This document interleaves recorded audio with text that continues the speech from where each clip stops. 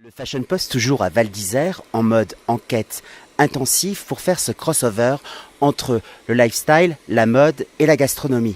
On retrouve dans quelques instants Patrick Thomas, notre journaliste lifestyle et gastronomie qui rencontre à l'hôtel Les Barmes de l'Ours un chef de talent, Alain Lamaison. Patrick Thomas, c'est à vous.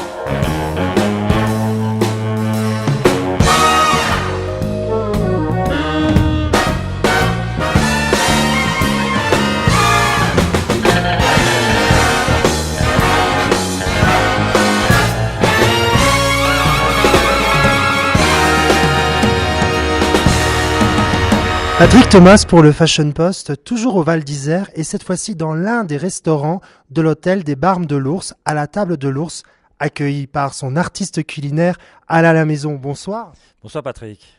Et ravi de vous retrouver, on s'était déjà rencontré l'année passée lors d'un atelier de cuisine.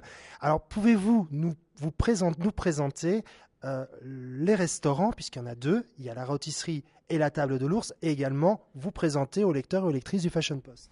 Alors ici donc nous sommes aux Barmes de l'Ours, nous avons la table de l'Ours qui est le restaurant gastronomique qui a été étoilé Michelin en 2006 et ensuite nous avons la rôtisserie où il y a une énorme rôtisserie en salle où on cuit tout ce qui est volaille, cochon de lait, agneau de lait devant les clients.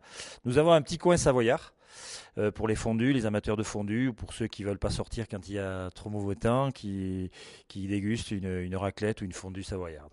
On peut peut-être dire que la rôtisserie est davantage axée vers la bistronomie et la table de l'Ours vers la gastronomie ? Tout à fait. La rôtisserie, c'est plus une cuisine de bistronomie, de plats du jour, de choses, de produits cuits à la rôtissoire. Et la table de l'Ours, donc, c'est le restaurant gastronomique, le restaurant étoilé Michelin, où il y a des menus dégustation, une carte très courte, avec des produits qui changent régulièrement sur la carte. Quel type de cuisine proposez-vous ? Française, locale, les deux ? Inventive ? On essaye de faire une cuisine d'abord qui me représente à moi, c'est-à-dire une cuisine simple mais comment dirais-je, je cherche mon mot. Ça va venir, oui, exactement. Très épuré, pardon. Voilà, j'essaye de travailler vers ce travail-là. Une cuisine un peu épurée, mais tout en gardant des produits locaux, style l'agneau, les poissons quand ils ont des pêches autorisées. Et ensuite, on essaye de faire plaisir à une clientèle nationale et internationale. Donc, on essaye de travailler des produits qui leur fait plaisir aussi. Mais on reste sur une cuisine de saison, de produits d'hiver. C'est vrai que les produits de chasse marchent beaucoup moins parce qu'une clientèle étagère n'est pas très attachée à ce genre de produits. Mais on reste sur des classiques. Vous proposez toujours cette fameuse bisque aux écrevisses ? Oui, bien sûr. Ce sont une bisque d'écrevisses avec des fines ravioles, une moutarde de Crémone, parce qu'on a l'Italie qui est juste à côté. On essaye d'associer un petit peu nos voisins transalpins. Voilà. Alors, présentez-vous également aux lecteurs du Fashion Post. Quel est votre parcours ? Alors moi j'ai commencé par une école hôtelière qui se trouvait dans les Landes, qui s'appelle à Cabreton, un petit village au bord de mer. J'ai fait 3 ans là-bas. Ensuite je suis monté à Paris. Parce que chez nous en province on dit on monte à Paris.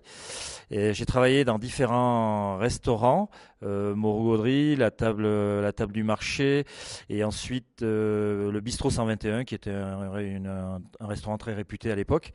Et moi j'avais dans ma tête une idée qui était je voulais être chez moi à 23 ans. Demandez-moi pourquoi, j'avais ça dans la tête. Moi, à 23 ans, je voulais avoir mon affaire à moi. Et à 23 ans, j'ai convaincu un banquier qui était un petit peu plus fêlé que moi, qui m'a prêté un peu d'argent pour acheter mon premier restaurant qui se trouvait dans le 15e et qui s'appelait la Petite Bretonnière. Moi, je suis pas du tout breton, mais voilà, c'était une coïncidence comme ça. Et donc, j'ai gardé cette affaire pendant 11 ans. J'ai été très très vite étoilé. J'étais un petit peu en avance sur mon temps dans le sens où j'étais le plus jeune restaurateur à cette époque-là, où j'avais un très petit restaurant, il y avait 8 tables. Et j'avais une très très jolie clientèle et je me suis fait, parce qu'à 23 ans on n'a pas forcément un parcours culinaire très important, mais j'avais envie et j'étais chez moi, donc je travaillais 7 jours sur 7, j'étais ouvert 5 jours sur 7, mais je travaillais 7 jours sur 7 dans ce restaurant et c'est mon premier chez moi que j'ai eu à cette époque-là. Et ensuite, vous êtes arrivé entre-temps ici. Et entre-temps, oui, j'ai eu j'ai remonté un deuxième projet. J'ai été chef dans un relais château au Beau-de-Provence qui s'appelait la Cabre d'Or. Le propriétaire, c'est monsieur Jean-André Charial qui m'a fait confiance. Et voilà, c'était une maison qui était un petit peu en désuétude, qui était vraiment mal tombée. Et voilà, on a fait un gros travail. En 3 ans, on a remis cette maison en place. On a recadré un peu tout ce qui était cuisine, petit déjeuner. Enfin, on a fait un énorme travail avec ce monsieur. Et puis voilà. Puis moi, mon challenge, c'était de remonter cette maison. Et 4 ans après, je suis parti pour un autre challenge qui était en Corse. Pareil, j'ai remonté une maison à Calvi qui s'appelait la Signorie. Et ensuite, au bout de 4 ans, je suis parti. Et donc, je suis parti fin de l'été. Et je travaillais avec une personne qui me plaçait du personnel, qui m'a dit, Monsieur à la maison, il faut que je vous voie, il faut que je vous voie. Bon, donc je suis allé me présenter à lui et il m'a dit, voilà, j'ai un projet, les Barbes de l'Ours, cet hiver. Et j'ai dit, pourquoi pas, si je me trompe. C'était votre première expérience en montagne? Complètement, oui. C'était ma première expérience en montagne avec, bien sûr, une grosse équipe, 3 restaurants différents. Non, ça a été un très, très beau challenge et je regrette pas d'ailleurs, puisque l'année d'après, on avait pris notre premier macaron dans cette maison, quoi. Alors, j'ai dit, je vous présente en tant qu'artiste culinaire parce que non seulement, évidemment, chaque plat est délicieux, c'est un vrai délice orgasmique, comme j'aime à le dire, mais en même temps, c'est un plaisir pour les yeux. Il y a vraiment un dressage magnifique. Qu'est-ce qui vous inspire en tant qu'artiste? Alors, je ne sais pas si je suis un artiste. Moi, je suis cuisinier avant tout. J'ose même pas dire que je suis chef. Je suis cuisinier parce que je travaille avec une équipe. Et dans une équipe, on essaye. Je suis là, par contre, pour faire avancer et leur donner confiance pour qu'ils avancent eux aussi en même temps que moi. C'est vrai que j'ai l'idée. Après, je retravaille les produits bruts dans l'assiette. J'ai toujours une petite idée de ce que je veux faire avec certains produits, mais ça met quelques mois avant pour mûrir, quoi. On va dire que c'est l'environnement également ici qui vous inspire. Alors ici, bien sûr, l'environnement, et c'est pas évident parce que c'est pas forcément, quoi qu'on en dise, c'est pas forcément la meilleure période. Tout est blanc, tout est rempli, recouvert de neige.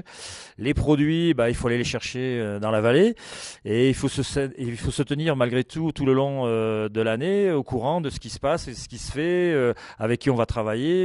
Découvrir d'autres producteurs. Donc c'est un vrai travail malgré tout, même si on ne travaille que 4 mois et demi en station, quoi. Voilà. Et en dehors de ces 4 mois et demi, que se passe-t-il pour vous?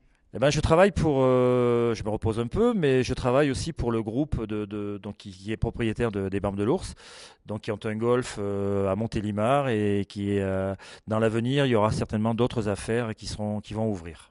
En tout cas, je vous dis un grand bravo pour tout votre talent et j'invite vraiment les lecteurs et les lectrices du Fashion Post à venir ici.